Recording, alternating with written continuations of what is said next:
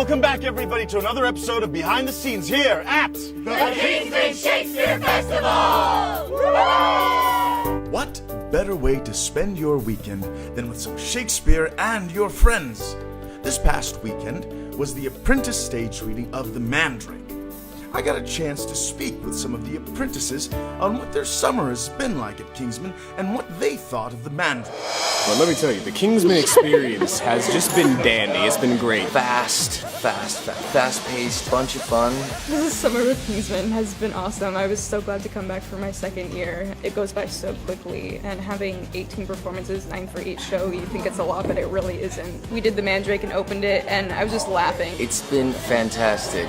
Just the first read-through was hilarious. It's really cool. I mean, it's a different process. You don't have to memorize. You know, it's really just get really familiar with the script, really get familiar with the characters and everything, and then just play. I also got a chance to sit down with Jason Rennie and ask him about how it's been working with the apprentices and his hope for the audience when they come out to see the stage readings.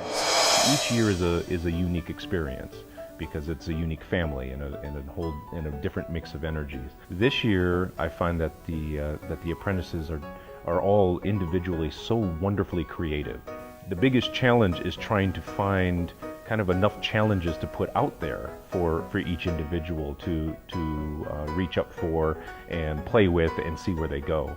The interesting thing about stage readings is that half of what you get in this, or half of what we would put on stage, would never make it into like a final cut, right? But it's so much fun to have audiences kind of let audiences into to that part of the process, to see people playing and experimenting and making really bold choices, and how that affects, you know, other characters and the ensemble and everyone just going with it. I would hope that our audience members come in and are able to kind of open themselves up to that as well. Their hearts, their minds, and be able to soak up a lot of the really fun stuff that goes on.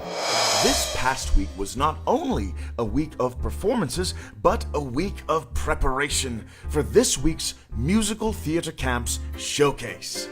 I got a chance to talk with Barbara Wager-Thompson, Director of Musical Theater Camps. We would like all the children to go away with the awareness that they can express through their voice, through their body, and through their acting, and to feel successful at whatever level they're at, which we're able to do that in the structure that we have. And a beginner can come in and leave being ready to audition for their school play, or youngsters that are really rather talented are ready to audition for something in their community.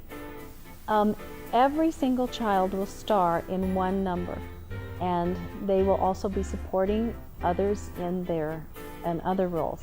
So they'll see their child front and center in one of the numbers. And then we're all going to be doing 3 large ensemble numbers together. I think what most parents have experienced in the past is a level of skill and growth in their child's confidence that is stunning. Not only is Musical Theater Camp having their showcase this Friday, but also Puppet Camp's showcase of Romeo and Juliet. Here's what some of the campers had to say about their preparation for the show. Difficult but fun.